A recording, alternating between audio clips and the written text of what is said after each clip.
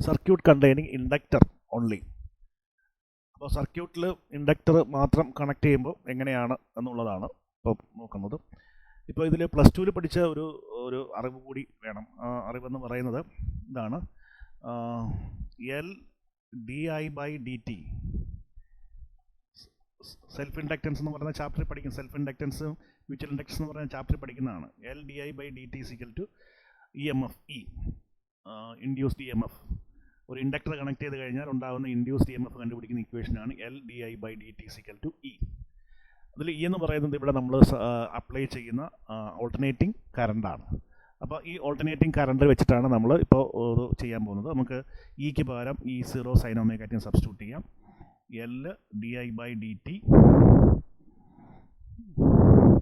Equal to E0 sin ωt. ഇതൊരു differential ഇക്വേഷൻ്റെ ഫോമിൽ കിടക്കുകയാണ്. ഇപ്പോൾ ഇതിൽ വേരിയബിൾ നമ്മൾ അങ്ങോട്ടും ഇങ്ങോട്ടും സെപ്പറേറ്റ് ചെയ്യണം. അപ്പോൾ വേരിയബിൾ സെപ്പറേറ്റ് ചെയ്യുമ്പോൾ നമുക്ക് നോക്കുമ്പോൾ മനസ്സിലാവും. DI മാത്രം ഒരു സ്ഥലത്തിടുക, DI മാത്രം ഒരു സ്ഥലത്തിടുക, ബാക്കിയെല്ലാം ഇപ്പോൾ സ്ഥലത്തേക്ക് കൊണ്ടുപോവുക. അപ്പോൾ നമുക്ക് E0/L into sine ωt dt. ഇനി ഇൻ്റഗ്രേറ്റ് ചെയ്യുക. ഇൻ്റഗ്രേറ്റിംഗ് ബോത്ത് സൈഡ്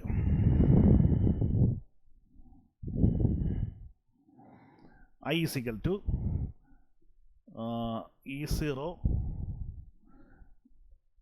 by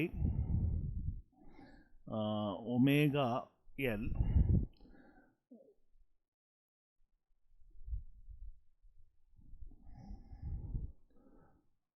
നമുക്ക് സൈൻ ഫംഗ്ഷനിലേക്ക് പോകണ്ട. നമ്മൾ നേരത്തെ പറഞ്ഞു സൈൻ ഫംഗ്ഷനിൽ നിന്ന് നമുക്കൊന്ന് കൺവേർട്ട് ചെയ്യാം. നമുക്ക് ഇനി ഇത് കോംപ്ലക്സ് ഉപയോഗിച്ച് ചെയ്യാം. ഈ മെത്തേഡിൽ വേണ്ട.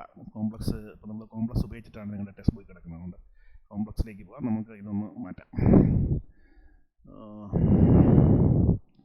ജസ്റ്റ് ചെറിയൊരു വേരിയേഷൻ, ചെറുതായിട്ടൊന്ന് മാറ്റാം. മെത്തേഡ് തന്നെ സെയിം, ചെയ്യുന്ന മെത്തേഡ് തന്നെ സെയിം തന്നെ. നമുക്ക് ഇതിന്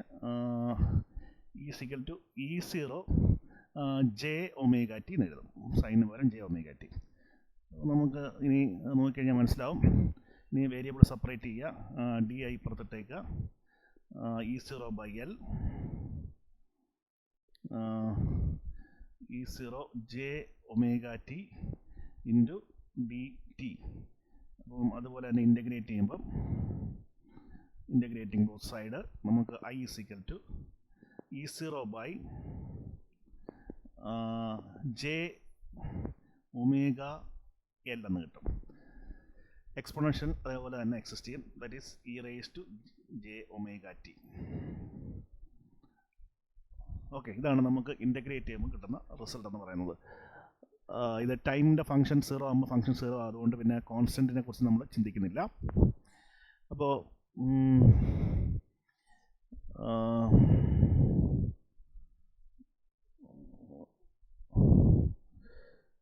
കോൺസ്റ്റൻറ്റിനെ കുറിച്ച് ചിന്തിക്കുന്നില്ല. ഈ ഫംഗ്ഷൻ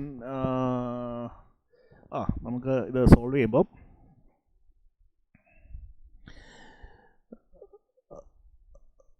ഒരു പേജിലൂടെ പോകാം. അടുത്ത പേജിൽ പോകാം. നമുക്ക് I is equal to E0/jωL into e⁻j⁻t. അപ്പോൾ ഇവിടെ നമുക്ക് E0/ωL പകരം നമുക്ക് XL എന്ന് എഴുതാം. Into 1/j e⁻j⁻t. ഞാൻ പറഞ്ഞു 1/j എന്ന് പറയുന്നത് -j എഴുതാം. അപ്പോൾ നമുക്ക് അതിനെ വേണമെങ്കിൽ ഒരു സ്റ്റെപ്പ് കൂടെ എഴുതാം. E0/XL എന്ന് പറയുന്നത് I0 എന്ന് എഴുതാം. 1/jക്ക് പകരം e⁻j⁻t into -j into -j. -jക്ക് നമുക്ക് e⁻π/2 എന്ന് എഴുതാം. That is I0 e⁻j⁻t. -jക്ക് പകരം നമുക്ക് e⁻j⁻π/2 എന്ന് എഴുതാം. അപ്പോൾ ഇക്വേഷൻ കമ്പൈൻ ചെയ്യുമ്പോൾ നമുക്ക് കിട്ടും I0 e⁻j⁻t -π/2. കോമൺ ആയിട്ട് j ഇങ്ങനെ വെളിയെടുക്കാം. That is I is equal to I0.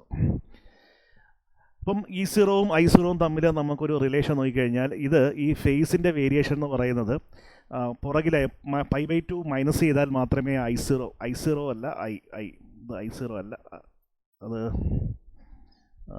I0 അല്ല I. ഇപ്പോൾ നമുക്കൊക്കെ ഒരു കാര്യം മനസ്സിലാവുമെന്ന് പറഞ്ഞാൽ ഇതിൻ്റെ ഫേസ് -π/2 ആണ്. അപ്പോൾ നമുക്ക് നേരത്തെ ഉള്ള പ്രീവിയസ് ഇതിൽ പോയി കഴിഞ്ഞാൽ നമുക്ക് ഈ ഫിഗർ നോക്കിയാൽ മനസ്സിലാവും. ഇതാണ് E എന്ന് പറയുന്ന ഫേസറിൻ്റെ അല്ലെങ്കിൽ EMFൻ്റെ ഡയറക്ഷൻ. അങ്ങനെയാണെങ്കിൽ ഇതിനെക്കാട്ടിയും π/2 പുറകിലായിരിക്കും കറണ്ട് ഫേസർ എന്ന് പറയുന്ന കറണ്ട് റൊട്ടേഷൻ ഉണ്ടാകുന്നത്. അപ്പോൾ അതിൻ്റെ ഫേസ് ഡിഫറൻസ് നമുക്ക് കാൽക്കുലേറ്റ് വരയ്ക്കുമ്പോഴത്തേക്ക് നെക്സ്റ്റ് ഇവിടെയാണ്, ഇതാണ് നമ്മളുടെ കറണ്ട്, ഇതാണ് കറണ്ടായി. അത് തമ്മിലുള്ള ഫേസ് ഡിഫറൻസ് എന്ന് പറയുന്നത് π/2. അപ്പോൾ ഇങ്ങനെ വരും. അപ്പോൾ നമുക്ക് മനസ്സിലായി കറണ്ടും ഇതും തമ്മിൽ π/2ൻ്റെ വ്യത്യാസം ഉണ്ടാവും. കറണ്ടും EMFും തമ്മിൽ ഇൻഡക്ടറിലൂടെ കടന്നു പോകുമ്പോഴത്തേക്ക് current lags behind the EMF by π/2. ഇതാണ് ഇവിടെ പഠിക്കാനുള്ളത്. ഓക്കെ, ശരി.